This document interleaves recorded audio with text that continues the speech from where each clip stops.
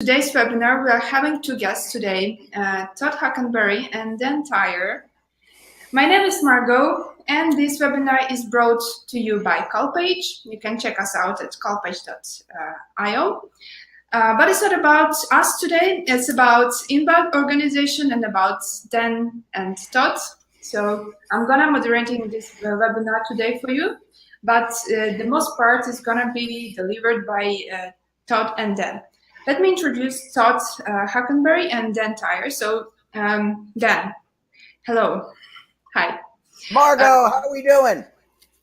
So Dan, you were the first, the employee number one in the sales department in Hubspot. Everyone knows what Hubspot is. It's the marketing automation platform, the software as a service that helps organizations to automate sales and marketing processes. And we are seeing that Dan is wearing a T-shirt of Hubspot today. So you may remember this this branding. Yes, very, very good. That's the only thing I wear. I've got 6 of them because my wife thinks it's disgusting if I say that, if I wear the same T-shirt all the time. But if you ever see me in an airport, if I'm ever in the Ukraine or Poland or Czechoslovakia, you'll see me with the HubSpot T-shirt. Yeah. All right. So Dan, you've introduced the concept of marketing. That's alignment between marketing and sales, and you also were the person who kind of popularized the concept of inbound together with the Todd, right? So right. Todd Hockenberry is the owner of Top Line Results digital marketing agency. And you wrote the book together with Dan that's called Inbound Organization. Could you show it? I know you've got it today. Ooh. Check it out. Oh, I like that. I got my copy here. It's signed by both the co-authors. Very, very nice. All right. So, Todd, you've been engaging with the small and medium enterprises and help them gain more customers, more paying customers, thanks to inbound principles in their organizations. And today, together with Dan, we are going to talk about inbound and why it's so important in organizations, how it can bring us more clients who come by themselves. They don't need a salesperson who pick up the phone and just tries to persuade them and convince that they need to buy the solution, but they are so much educated that they want to buy the solution by themselves. Okay, so guys, the floor is yours. Well, why don't we start with why we wrote the book? And what's interesting is what we're doing today is a very inbound thing, right? Where you're creating some free content, you're going to be helpful, you're going to attract an audience, and you're going to try to share something educational and helpful. And we're not going to sell you anything today. We're just going to talk to you about principles and ideas and how you can make your business better and how you can help your customers' businesses be better. So that's a really inbound way to start the whole process. But we wrote this book because Dan and I were speaking at an event about a year and a half ago. And I've known Dan for about 9 years. My company, Top Line Results, has been a HubSpot partner since the very early days, since 2010. So we were pretty early in this kind of revolution, being part of the kind of the people that were kind of sharing these ideas and trying to help companies adopt them. And Dan and I were meeting about a year and a half ago, and we were just having breakfast, and we were talking about what we were doing. And I told him, I said that, we started out with inbound marketing and we started to do some sales with inbound. But what I was really doing a lot of work was working with my clients to help them across their entire company understand how inbound should impact their entire company, because it's not just about marketing. It's not just about sales. It's about how you think about your entire business. And Dan got all excited, and you'll see Dan get excited again today. So it's not hard to get Dan excited, but he got really excited and he said, I speak about the inbound organization all the time. I'm talking about the same thing. And we realized that we were both, we recognized that the principles that started inbound really were becoming a mindset and a philosophy that would really impact your entire business. So that's the background of why we wrote the book, because we really wanted to help people that we speak to, or in my case, that consult with. We really wanted to make sure that these ideas were expanded beyond just marketing and sales, and really impacted the entire business, from your mission and your culture and your strategy and your back office office, and every part of your business was impacted by inbound. And so that's why we wrote the book. And we wanted to really create a tool that would help business owners and partners and companies understand that because of the way buying has changed and buyers have changed, that can't just be about your marketing. It has to be about your entire business, and it has to be about every single person in your company. Would you agree with that, Dan? Yeah, totally spot on. So Todd and I were in Southern California speaking in front of 300 manufacturers. They were tool and die company owners, right? And they make plastic injection molding, and they had millions of dollars worth of equipment, and they were super nice guys, but no one had ever explained what inbound was all about. Put in the chat pane if you guys understand the concept of inbound. And Todd is on the stage, and he's talking about how to generate business utilizing inbound marketing.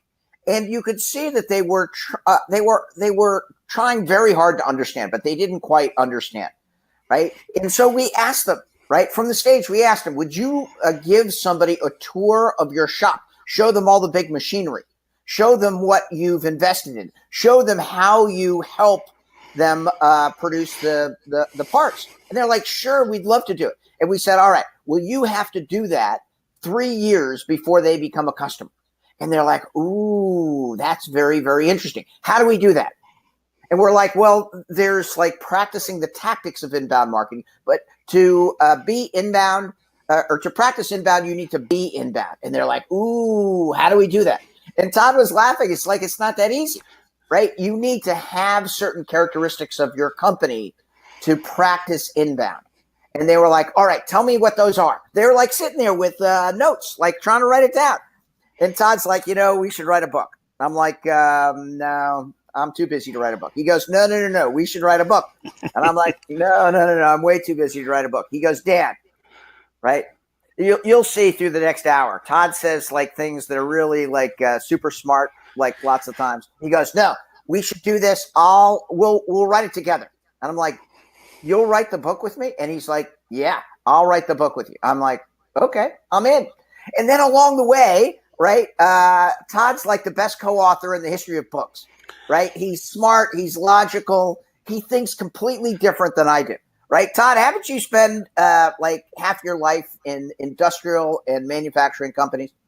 Yeah, we focus on manufacturing companies, component manufacturers, anybody really involved with the industrial world is who we focus on. So it's interesting to apply the ideas of inbound to those types of companies because those companies tend to be very engineering and product heavy, and we're moving into a world now where products and features doesn't differentiate companies enough. So the manufacturers and industrial companies that adopted inbound or are adopting inbound see a huge competitive advantage, right? Because they start to align their strategy with the way that people want to buy and the way their target audiences are searching for information and researching problems.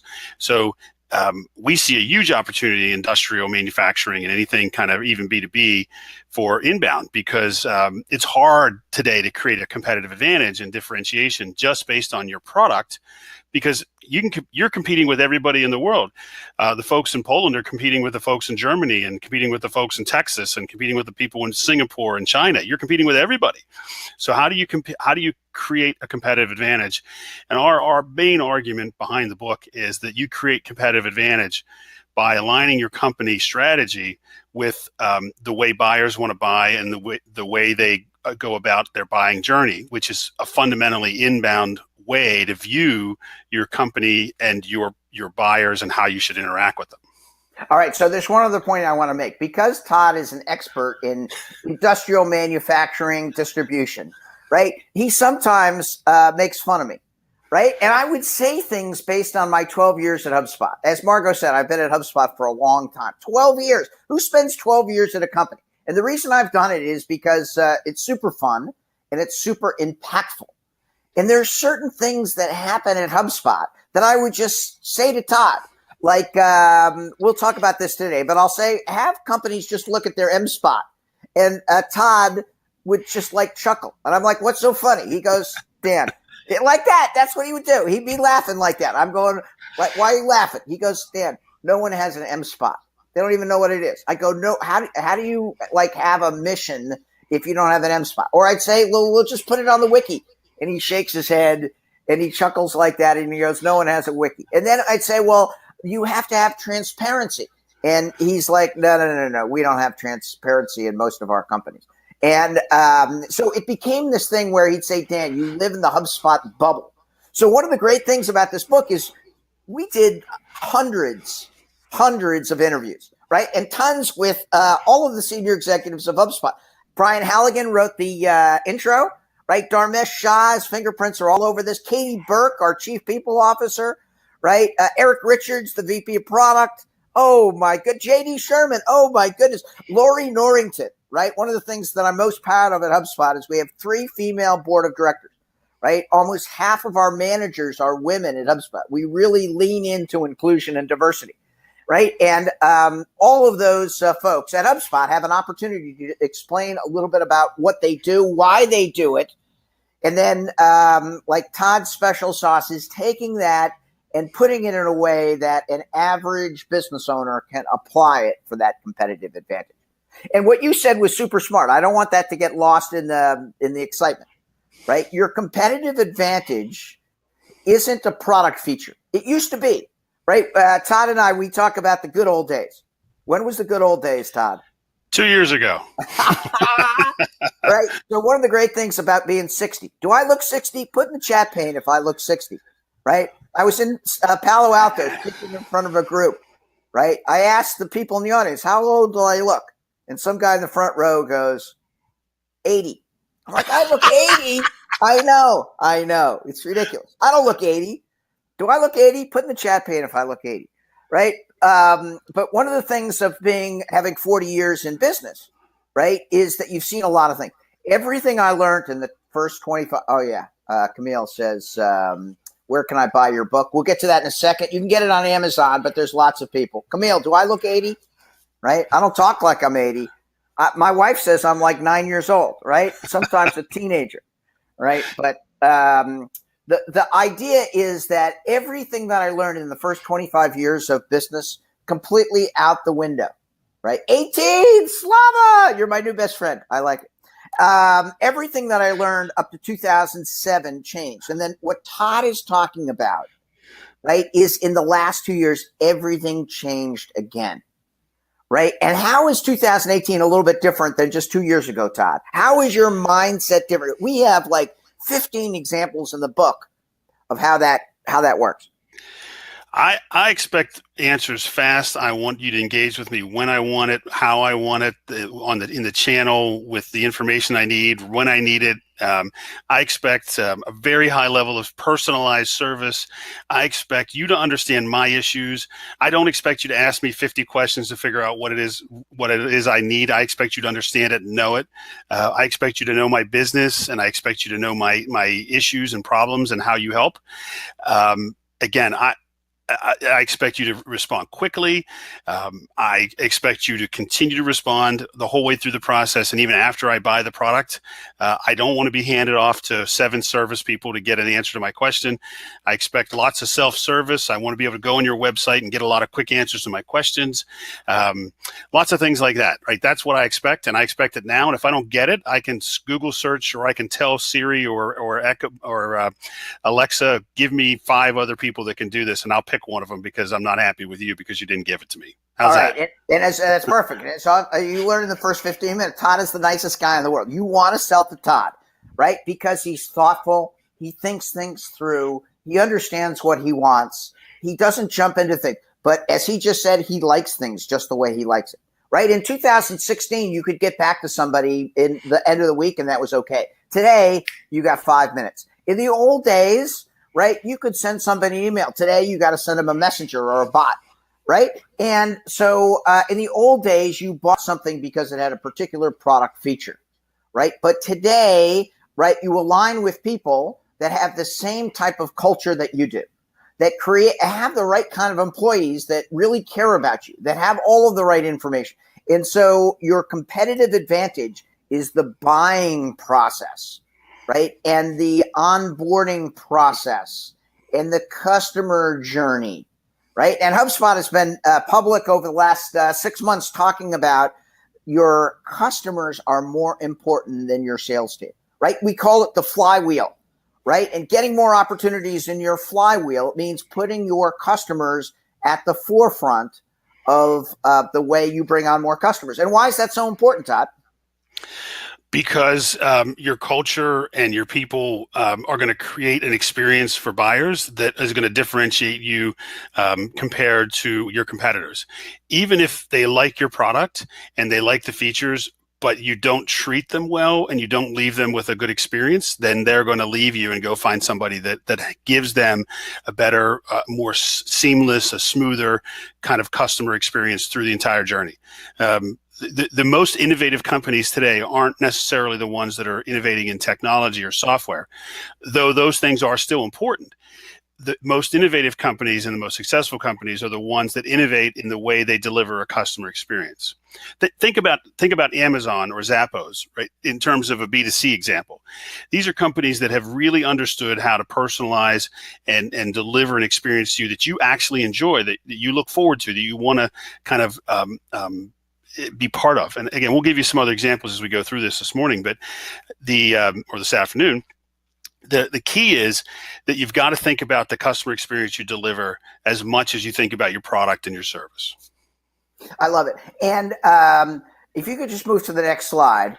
Nate, Slava, it looks like you guys understand inbound. Put in the chat pane whether you understand the basis for inbound, right? Because this is pretty we're going to talk about the specific inbound tactics for B2B organizations.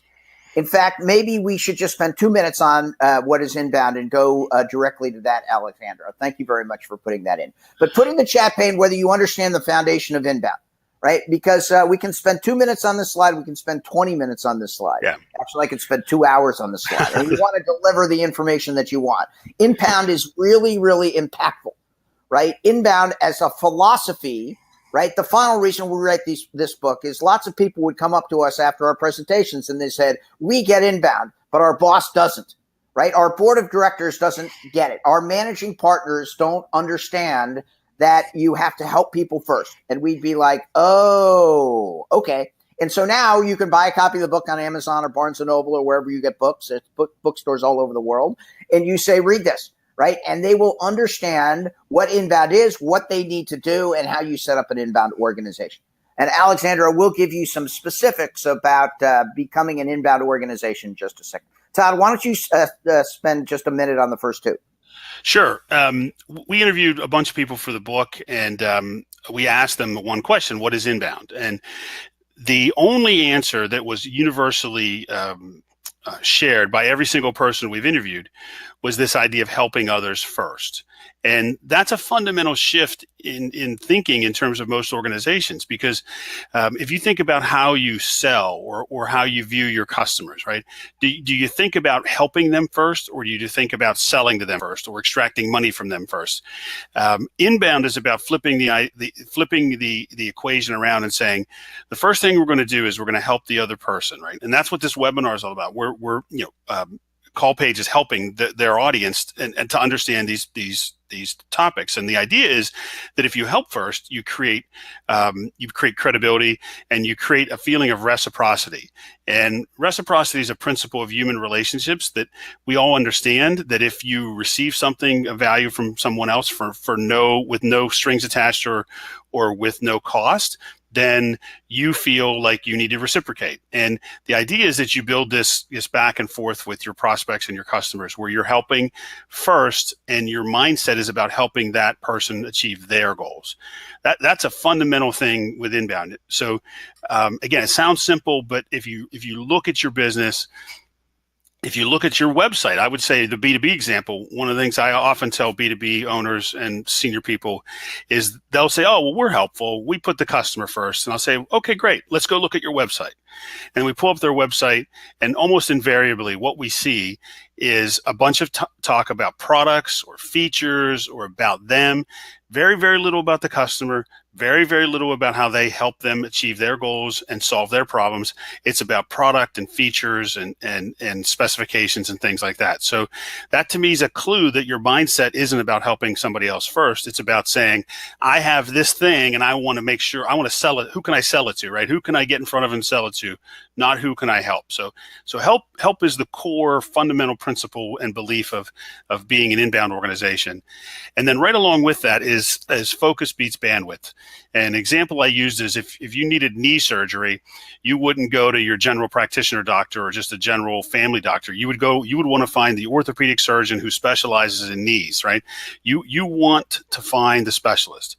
You don't want just any old consultant. You want the consultant who understands your specific problem and your specific challenge and your specific issue. So your business needs to be exactly the same way.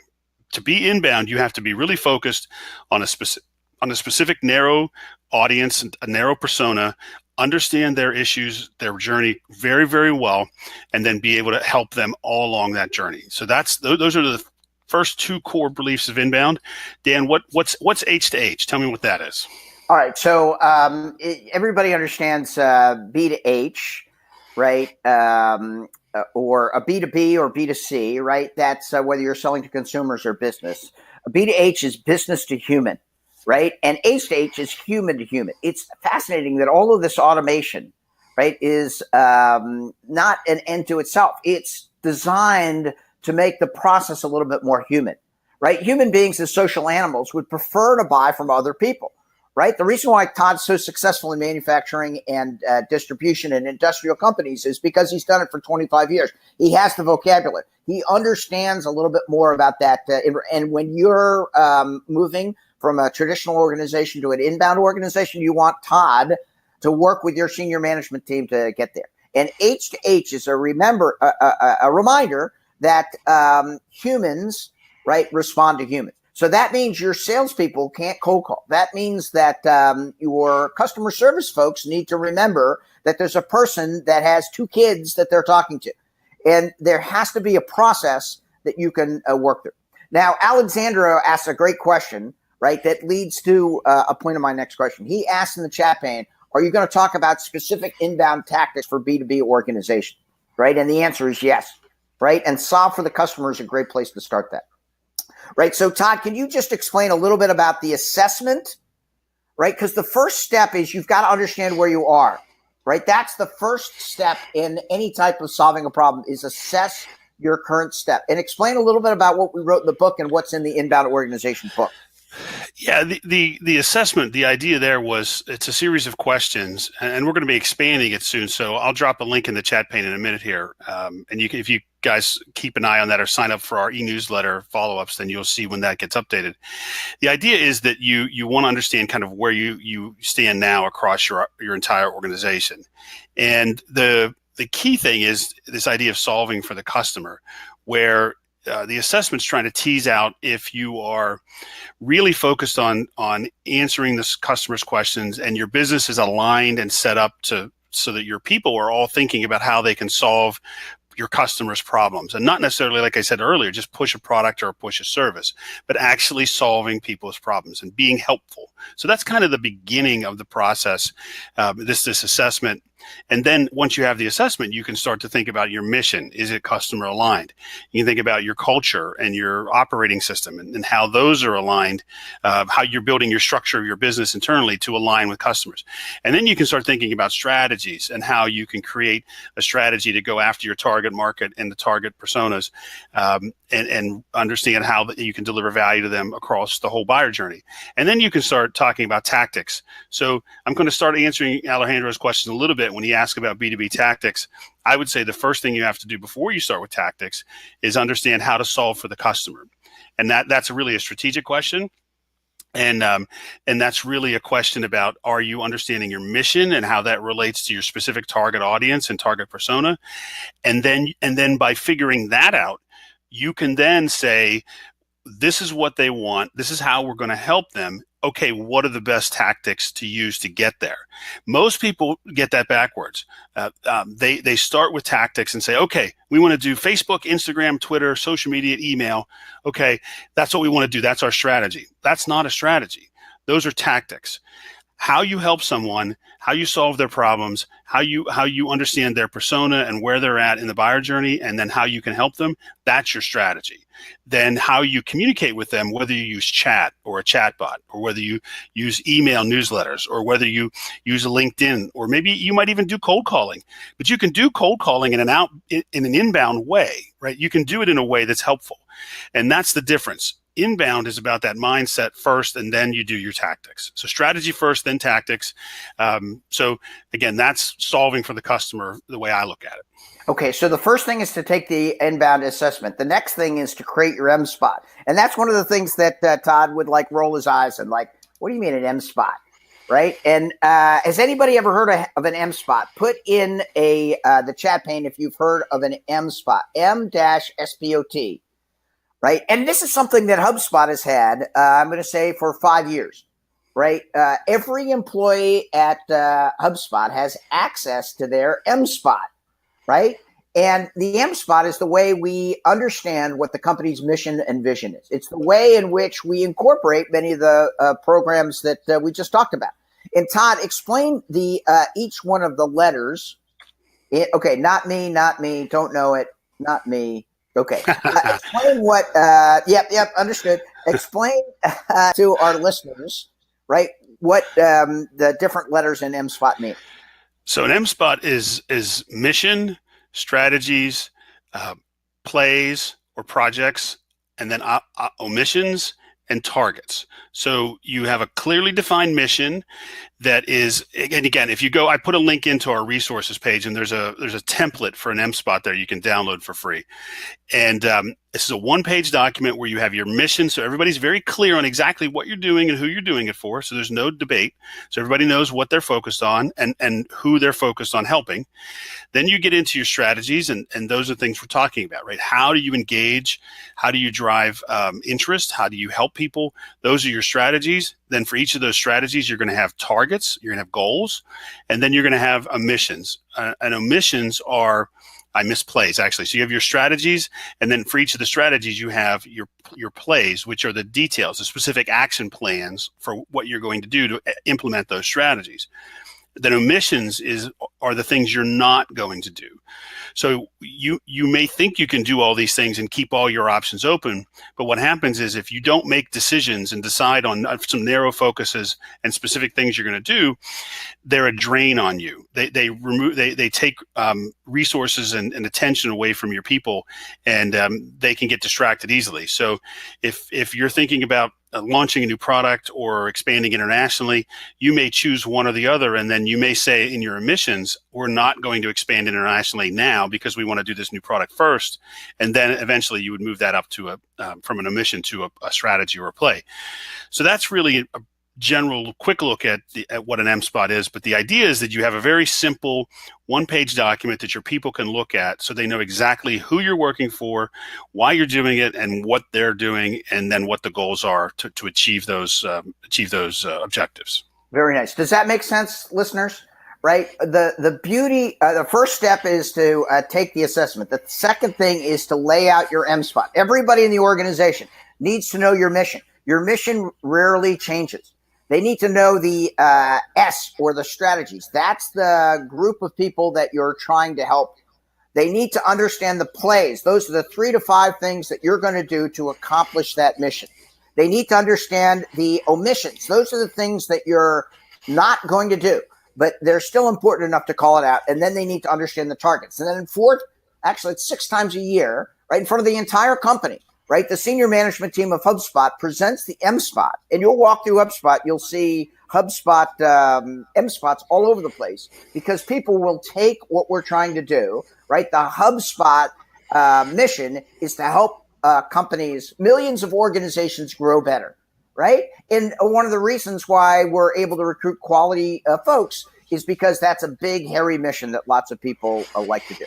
All right, the third step. This is very good because when we were planning for this, Todd, we said no fluff. right? The people in Poland and the Ukraine, they don't like any fluff. They like meat, right? And so the third step is to create the inbound operating system, right? And we have a whole chapter on creating the inbound operating system. And when I say an inbound operating system, first of all, where did that come from? Right? Talk about your good friend, Allison Elworthy, and a little bit about Mike Redboard. And what does that mean? Yeah, an inbound operating system is the structure and systems and processes you put in place internally to enable your team within your culture to execute on the mission and the strategies and deliver on the MSpot. So an operating system are things like how you structure meetings and how you share information and the tools that you give to communicate back and forth from management to the teams. Do you have a flat or a very rigid hierarchical structure? Those are your operating system types of things. And your operating system is really, the goal of the operating system is to allow and enable and equip your people to make decisions close to the customer where they can help deliver that amazing customer experience and not get stuck in, well, if it's a service call or a service issue, well, I'm not sure, I have to ask my supervisor, or I've got to ask 7 people up the chain to get an answer, or I got to transfer you 7 times. No, an inbound operating system is one that enables people it enables people to really deliver that inbound idea. So it's interesting. Alvaro dropped a comment in the chat pane about being a partner and a marketing director for a legal services company. Yep. And it's interesting because this, to me, it relates to solving for the customer. And so she asked if the setup would be good. And the way I understand it is a sister company is providing advice, guidance, and support, but not really talking about sales. So it sounds like that's a very kind of top of the funnel, early on awareness type of a setup where you would be helping people, answering questions, and you would be starting that reciprocal relationship where you would start it out by being helpful and engaging, and then have the opportunity to drive deeper when somebody said, yes, I've got a need, or yes, I'm interested in legal services. You would have earned the right through that setup to then be able to talk about your other offerings. So yes, I think based on what you said in the chat pane, that absolutely would be a good inbound way to set up structure for a legal services company. All right. So Allison Ellsworthy, who is the chief of staff, I think, at HubSpot, she built this inbound operating system to make sure that she was monitoring and could understand exactly what to do, right, to make sure the entire company, 2,000 employees, were aligned around inbound, right? And so there's something called a wiki. Put in the chat pane if you're familiar with wiki, right? We use Slack all the time. You need real-time information, right? And one of the chapters in the book talks about how everyone has to use the same information, right? People in marketing have to have a centralized view of the customer. People in sales have to have a centralized view of the customer. It leads directly to the instant gratification, omni-channel. Everybody needs to have a segment of one kind of relationship that Todd was talking about. Right? An inbound operating system provides real-time analytics that people share.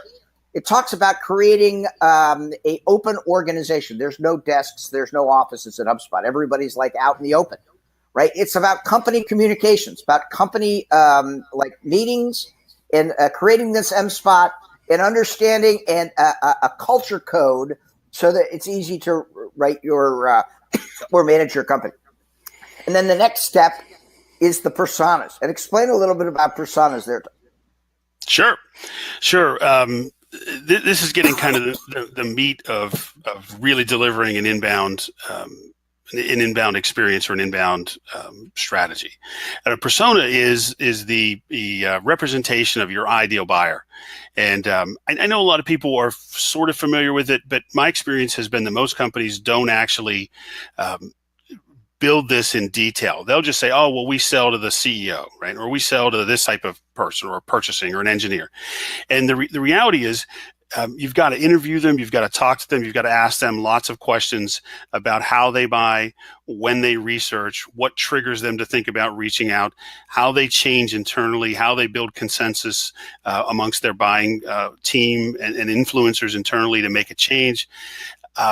So a persona is really digging deep into that target person and target audience you're going after and understanding exactly how you're going to serve them. And you're going to do it based on what they're telling you, not what you think or what you know one salesperson or even the CEO thinks should happen. It's going to be based on the really interviewing and talking and digging deep with personas. And I see there's a link to some creating personas, which is great. Thanks for dropping that in the chat pane. There's a book we cited and an author, her name's Adele Revella, Revella. The book's called Buyer Personas. You can find that anywhere you're buying books. We interviewed her heavily for our book. She's in our chapter, and that's the tool I've used to develop personas. It's really interesting how you can interview and develop these personas with some basic questions, but just really it's your mindset that's willing to be empathetic and understanding and listen and not necessarily tell somebody how they should buy, but listening and then adapting your business around those personas. So that to me is what a persona is. Buyer personas and then employee personas, right? One of the things that we talk about is creating an inbound culture, right? And the next step, right? Who was it? I think it was Nate who said, I want the specifics. No, it was Alejandro. Alejandro says, I want the specifics. After you create the buyer persona, you have to create the employee persona. And talk a little bit about creating an inbound culture, Todd, and why a employee persona is so important. Yeah, inbound is about really treating all of your relationships in a similar fashion, right? Your goal is to be helpful in all of your relationships, whether it's customers, prospects, employees, partners, suppliers, or other even competitors in your ecosystem. So from an employee perspective, you need to have a persona, which is your ideal kind of employee. And it goes well beyond just a resume to the kind of the kind of belief system and the way they think and mindset, because the bottom line is, if you're going to have a helpful culture that delivers an inbound strategy that creates an amazing experience, you have to have people that feel that way and think that way. You can't necessarily train it into them. They have to look at the world the same way. They have to be understanding and empathetic and helpful people. So you've got to create this persona for your interviewing process, and then you've got to create an employee journey where you kind of go through the entire interview process and onboarding. And we go into that in detail in the book, and it's really interesting to think about applying the ideas of inbound to your recruiting and your hiring and your training and your onboarding process. So again, it's another example of applying the ideas, the beliefs of inbound to the process of onboarding people. But that goes to your culture, right? And your culture is, again, the belief system and the principles and the ideas around which your company is organized. And a culture is critical. If you don't have a culture that's helpful and puts the customer first, then you're going to have a very difficult time creating that helpful experience for your customers. If your culture... Yeah, go ahead, keep going. Well, just to finish, I was going to say, if you have a culture that is very rigid and bureaucratic and get this done now and, get that customer off the phone, your service calls can only be 30 seconds. If that's your culture, then you're not going to deliver a great experience. But if your culture is inbound in terms of helping people and you're trying to help your employees, then you give the opportunity for them to then help your customers. Yeah, and how often do you see inbound cultures when you're out talking with your clients? I think startups tend to get it a little bit more. Younger people that have kind of come up with this way of thinking tend to start businesses more along these lines. I think it's harder for older school businesses that have been around a while that maybe have a bureaucratic hierarchical structure or kind of command and control, or the boss makes all the decisions kind of cultures. I think it's a little harder to change. So again, it just depends on the type of company, but I would say not enough, nowhere near enough. And the test, folks, is for you to think of the relationships and the engagements you have with people you're buying from, and test them and think about them and observe them and see if they're really being helpful or they be being selfish and just trying to get you off the phone or just get your money. That's the test. Very nice. So this inbound culture, creating inbound culture, number one, you want to have this employee persona. Number two, at HubSpot, we have a chief people officer in Katie Burke, right, who has been a tireless advocate for inclusion and diversity at HubSpot. And she's the voice of the employee, right? And so if people have questions about how HubSpot is implementing something, right? Katie and her team of 10 or 12 folks are available either posting on the wiki, right? So that everybody has the transparency of what we're doing, or in a live fashion to make sure that things are working out okay. And then the final thing is the culture code. And put in the chat pane if you're familiar with the HubSpot culture code, right? Because it's a 127-page slide deck on SlideShare, right? And Todd, maybe you can go out and get I'll grab it. A link. Yep. The culture code defines what we look for in an employee, right? And I'm not sure every company needs 127 pages, but you do need to understand what it's going to take to create an inbound culture and then define that and archive that. Because here in the United States, down in Houston, Texas, anybody know Houston, Texas? Houston, Texas is it's known for energy and oil. And they have a saying down in Houston that if you don't know what you're hunting for, you might as well not get off the porch, right? And isn't that a great saying? What that means is that if you know what you're solving for, right, you're never going to solve for it, right? And so creating this culture code helps you explain to the world the type of employees that you're looking for. All right, very, very nice. I think the final thing is what the slide says. The final step in the specifics of becoming an inbound organization is build engagement by solving for the customer, right? And that means in the old days, you sold to everybody. Can you sell to everybody today, Todd? Nope. Okay. Why? Because you'll be too broad and not differentiated or focused enough, and you won't be considered an expert, and you won't be you won't attract people because you'll not be speaking to them directly. You'll just be speaking to this broad mass audience and not somebody very specific. Yep. So when we wrote this book, lots of people would say, well, we can help you sell your book, right? If somebody had sent an email that said, no, we help first-time authors that live in Florida and Scottsdale, Arizona, that want to create a bestseller in the next 12 months, right? That would have been a whole different scenario. Oh, and Todd, you have the great liver doctor example. What's the liver doctor example? Oh, I said it already. The orthopedic surgeon, right? When you hurt your knee, yeah, that's right. You want the orthopedic surgeon. You don't want the general surgeon. Or, you're looking for somebody that understands your specific issue.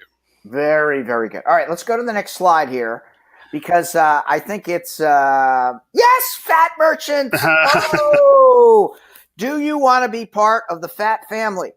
Right? How do you say fat merchant in Polish? Hold on, let me go to my Google Translate. Right? Oh, my goodness. I know. This is Sunira Madhatni is the strong CEO, woman leader, women-led company, right, of Fat Merchants, right? And how long have you been working with Fat Merchant there, Todd? A couple years. Okay. And explain a little bit about Fat Merchant, because this is the lead into the book. They have a whole chapter, right? Because explain what they do, how it's relatively undifferentiated, and how they transform the industry. Yeah, they are in the payment processing business where they allow or enable small to medium-sized businesses to accept credit card payments. So they automated it and created a SaaS model, a internet-based model, as opposed to using a kind of old-school financial institution. And long story short, they created a very seamless, easy process for a business owner to adopt to it, and reasonably priced to be able to grab or to be able to take credit card payments and then also manage their money and keep track of it and do all their accounting. So they really enabled small businesses to do this much simpler and a much easier and a much more inbound way, a much a better customer experience than dealing with a big old stodgy bank or large financial institution. Very good. And what we like about that is they've done the 5 things that we talked about. First of all, they have a very clear mission, and the mission isn't to just sell more stuff. The mission is to help small business with their payment processing. This is payment processing, right? It's non-differentiated.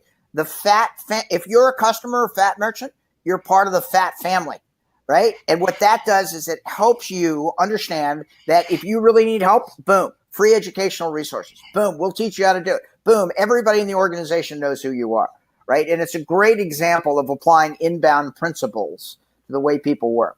All right, I think it was Nate asked if there's a PDF of these steps Maybe it was Alvaro. Alvaro, you're going to win the award for the most prolific chat painter today. Very, very good. And we appreciate you doing it in English. Right. On the Inbound Organization website, there are tons of resources, updates, PDFs.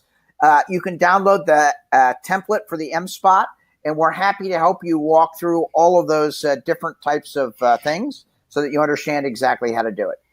All right. So the next slide, Todd, I think we have time for one more slide. Right. Let's talk about increasing revenue by educating your audience. When we were preparing for this webinar, you were laughing at me. Like most like managing partners, when they want to increase revenue, what they'll do is they'll buy another salesperson, or they'll go out and get somebody with a big Rolodex, right? And I'm like, really? In 2018? And you just like chuckle, right? How do you increase revenue by educating your audience in 2018? Well, you share helpful information, and this gets to the root of inbound, right? So there's two ways you're going to do it. One is going to be by educating a new audience, right? This is attracting net new customers, and this is what most people think about, and most managers think about when they're tasked with growing revenue. That's why net new revenue or net new customers get about 7 times more investment dollars from companies than retaining and upselling and cross-selling existing customers. So it's about 7 to 1 spending for obtaining new customers versus keeping other customers. So inbound is about educating and going after both. The traditional inbound marketing side is the attracting and converting and getting someone to buy based on creating helpful content, SEO. It could be emailing, it could be blogging, social media, and attracting people to you that way. Whereas working with using inbound techniques and educating your existing customers, where you can educate them on ongoing ways to use your products and services to solve more problems or adopt new things, and get them to increase their revenue, is the other way to increase by educating. So instead of just looking at your customers as it's already done, it's already passed, they've already bought, we'll stay in touch periodically and hopefully they buy again. It's a proactive approach to existing customers, which is called in SaaS circles, in software circles, customer success. It's about making sure your customers are achieving ongoing success, and by doing that, you'll increase your revenue because you'll generate more revenue from those existing customers. So it's a big deal, right? It's inbound is going to is becoming more and more about moving money away from generating net new customers and moving it over towards keeping the ones you have and getting solving more of their problems, helping them more, and thereby driving more revenue. So inbound companies recognize that the most important thing and the most important audience you have is your existing customers, and that you're going to continue to educate them, you're going to continue to help them, and you're going to continue to give them value so you can drive even more revenue. It's super impactful in 2018 because of the way people buy today, right? If you're focused on helping people, right, you'll always win, right? That's the key to the inbound revolution. When I was the first salesperson, notice the new T-shirt there, Todd? Woohoo! I see Wardrobe that. change. I know. I'm not changing shirts. Why not? Come on. These are people over in Poland, right? They deserve a wardrobe change. You're like Beyonce. I love it. You guys get Beyonce over in Poland, in the Ukraine? I think they do. Nice. She's worldwide, right? The idea of increasing your revenue by helping, super important, right? That's the essence of the inbound organization. The reason why the book is so popular is the people on this webinar probably understand it, right? But as you cycle in and talk to people who are maybe more familiar with traditional or hierarchical organizations who don't understand that the way to win in 2018 is to help, right? Todd, you've understood that for even before the term inbound has been around, right? And the whole idea of help. Sales and helping smushed together is shelping.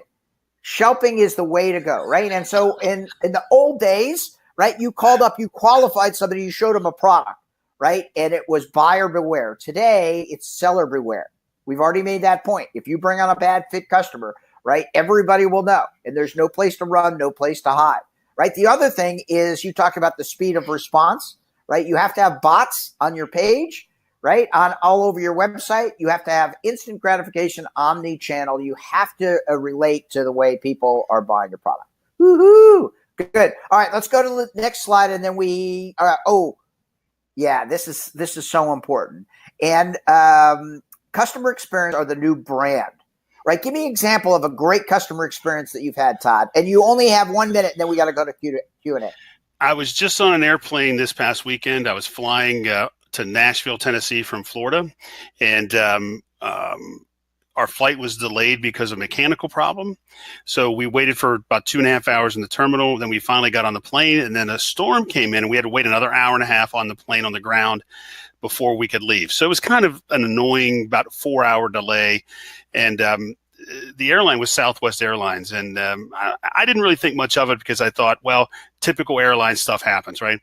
The next morning, I got an email from a lady who was the proactive or customer communications director, which is a very interesting title. And it said, we're really sorry you had a difficult experience yesterday. That was unexpected. And we know that was really a bad travel experience. So we're going to send you a voucher. And the next day they sent us a voucher for literally the full price of our fare. So my wife and I both got free tickets essentially to go on our trip because that was their fault, right? It was a mechanical issue or a plane issue. I wasn't expecting them to do it, but they did it. And Southwest is known for their brand, but they took it to another level when they did that. They did something they didn't have to do. They proactively reached out to me, and they were empathetic, understanding, and they helped me. So it was a great little story about the brand, and it just builds your loyalty. And I'm telling the story now about Southwest Airlines, right? So I'm sharing it, which is another big part of inbound, is why the experience is so important, because your brand is what is shared and what people comment and rate and review. So I'm giving them rave reviews, and it was all because one person whose job was to proactively reach out and make sure I understood that it was a bad experience, was empathetic about it, and did something about it. So good. I love it. Okay. In the last 8 minutes or last 6 minutes, put questions that you have in the chat pane. Right, we have tons of examples in the book of good experiences and bad experience. But you guys know, right? And here's, again, in 2016, if somebody called you up without targeting you, without understanding your persona, and was just doing an open inquiry, right, you'd probably listen. You'd be polite. You'd be a little ignored, but you would probably listen. Today, even guys like Todd, they're like, no, right? You've got to understand me before we can start a conversation. That's critically important. All right, go to the next slide there, big guy. I think there's love the Southwest Airlines approach to proactive customer care, says Jennifer. Very, very nice.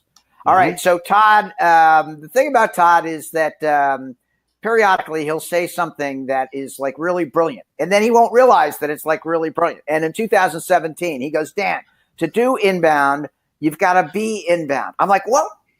Say that again? He goes, to do inbound, you must. I go, that's why I write the book. That is brilliant, right? It's in all the press releases and things like that, right? And you use that phrase, Jennifer, or Natalie, or Marcus, or Alvaro, or Margot, when you're trying to explain what inbound is all about. This whole CallPage webinar, perfect example. What do they want to do? They wanted to help folks understand the inbound aesthetic, right? Margot's not getting paid for this, right? What she's trying to do is help people be successful, right? And so to do inbound, you must be inbound. Go to the next slide there, big guy.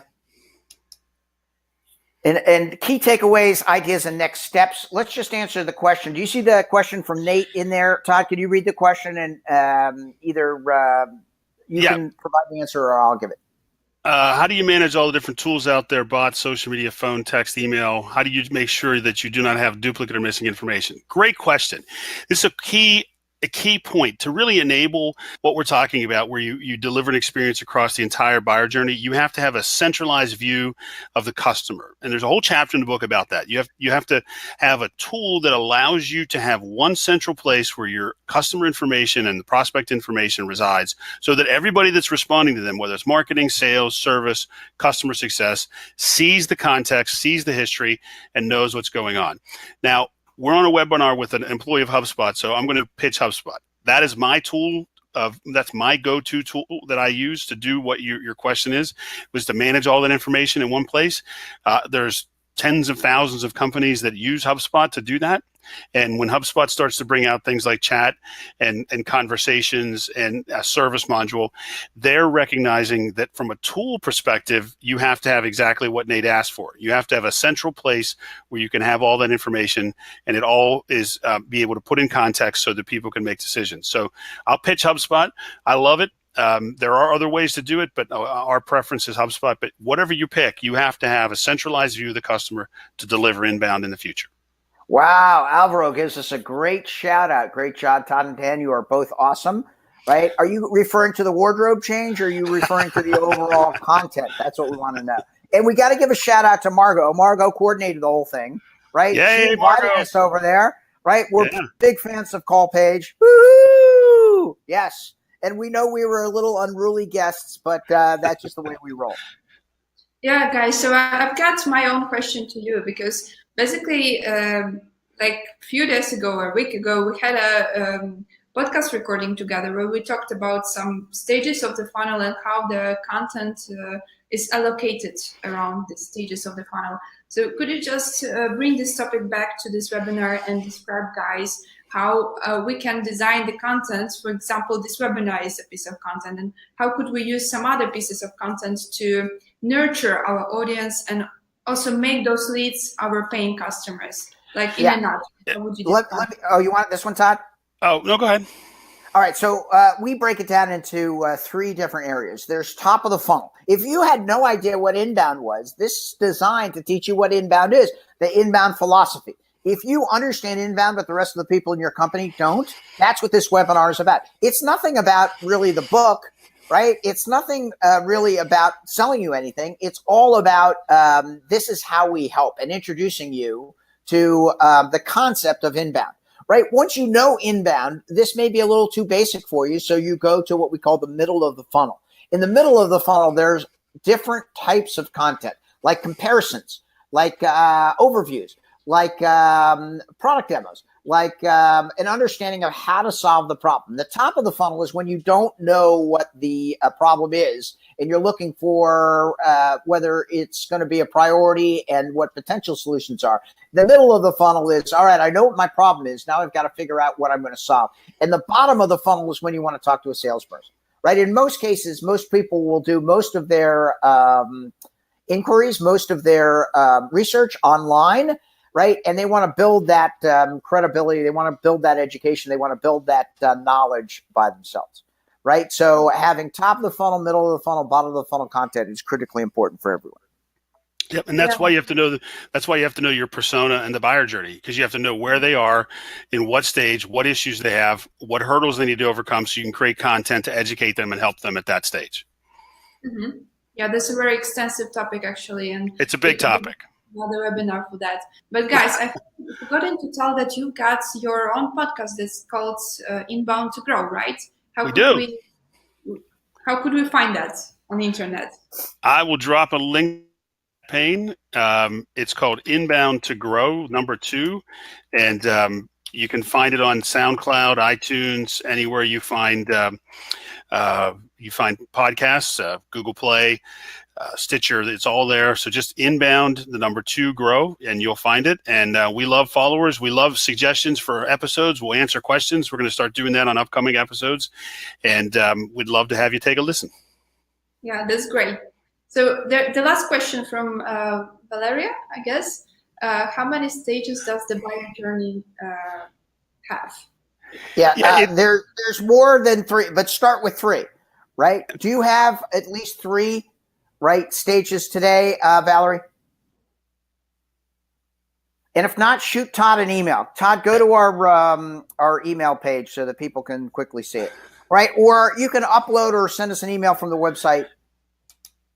Oh, that's where you buy the book. Yep, inboundorganization.com. Nope, I think it's the last slide, right? I think if you go to inboundorganization.com, all of our contact information is there. Feel free to submit a request. But real quick answer to your question, the minimum stages you're going to have in a buyer journey is they're going to become aware of a problem, they're going to consider solutions, they're going to make a decision, and then they're going to look to be successful with it. So I would say minimum of 4. And there can be a few others, but I wouldn't make it too complicated. I wouldn't have 20. Typically, it's between 4 and 10 stages that are really distinct. That would be about max. Boom! That was awesome. Todd, always a pleasure. Thanks, everybody. Margot, thank you so much. Thank you. Thanks, Margot.